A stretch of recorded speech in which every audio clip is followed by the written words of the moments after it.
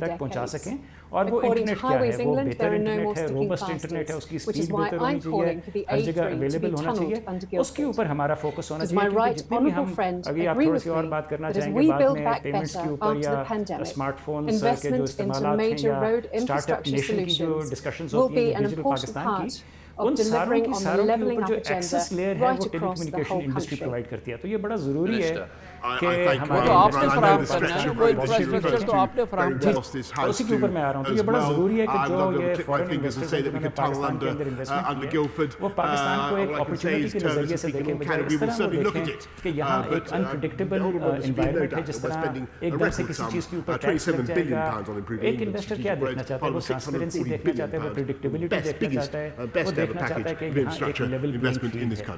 तो जब ये चीज़ें हम फराहम करेंगे, इन्वेस्टर जो है वो ज़्यादा खुशी से पाकिस्तान में मजीद इन्वेस्ट करेगा। जिस तरह मैं आपके शो पे बहुत दफ़ा पहले बता चुका हूँ, जैज़ पाकिस्तान में 26 साल से है और तकरीबन $9 बिलियन के करीब हम इन्वेस्ट कर चुके हैं। हर साल तकरीबन $50 बिलियन के करीब हम अपने इंफ्रास्ट्रक्चर के ऊपर इन्वेस्ट करते हैं। तो in terms of investment I think we are one of the largest companies in Pakistan. Thank you so much.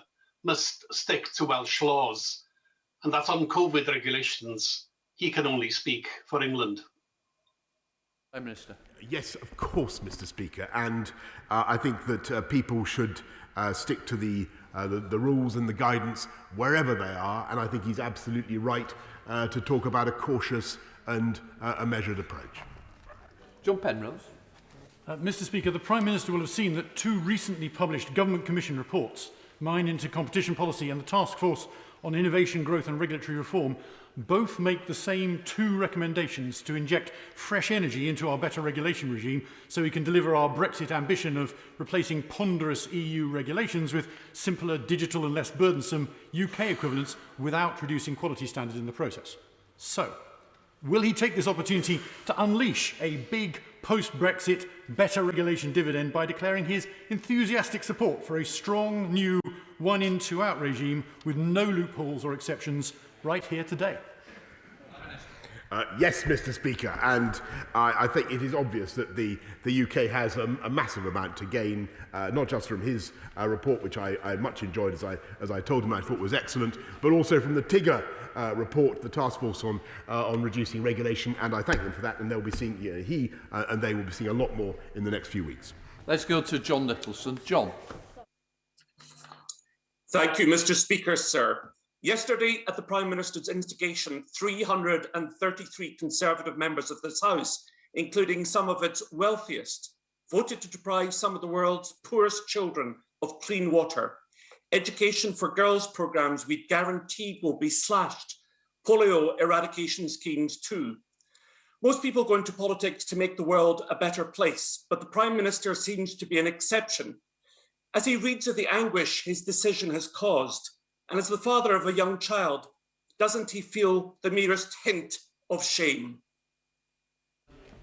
Mr. Speaker, I think the people of this entire country should be immensely proud of what the UK is doing abroad, whether it is educating millions of girls with an increased support for female education, whether it is helping the countries around the world to tackle climate change with £11.6 billion of investment, or helping refugees in Yemen or Syria or Ethiopia with £900 million.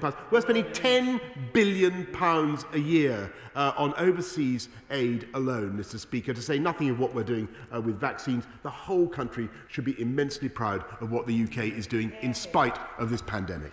Let's go to Faye Jones. Faye. Thank you.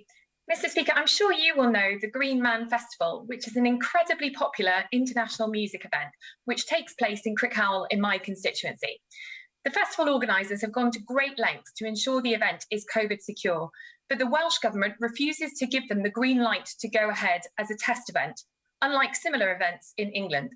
So will my right honourable friend help us by giving the Green Man Festival his full support and encourage the Welsh Government to get behind the festival at long last?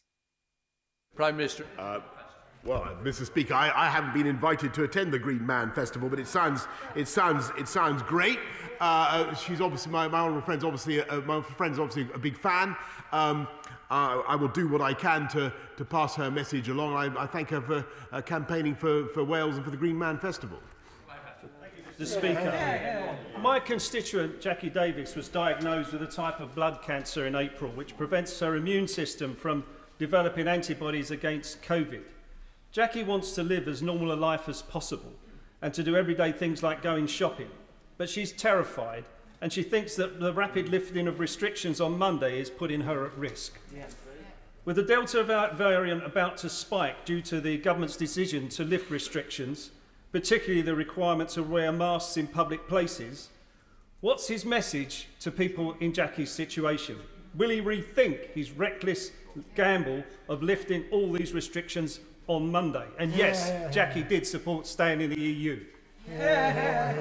Well, my message I'm sorry, obviously, for the condition that Jackie suffers, and I think that the Labour Party obviously needs to work out whether it's in favour of going ahead with Step 4 or not, because it's not at all clear from what he has said or what the Right Honourable Gentleman, the Leader of the Opposition, has said. They don't have a clue, Mr. Speaker. But what I can say to him is that we expect and recommend everybody, and I say this to Jackie, we expect and recommend everybody to wear a face covering in a confined space where you're meeting people you don't normally meet, and that is quite right. Final question, Nikki Aiken. Thank you, Mr. Speaker.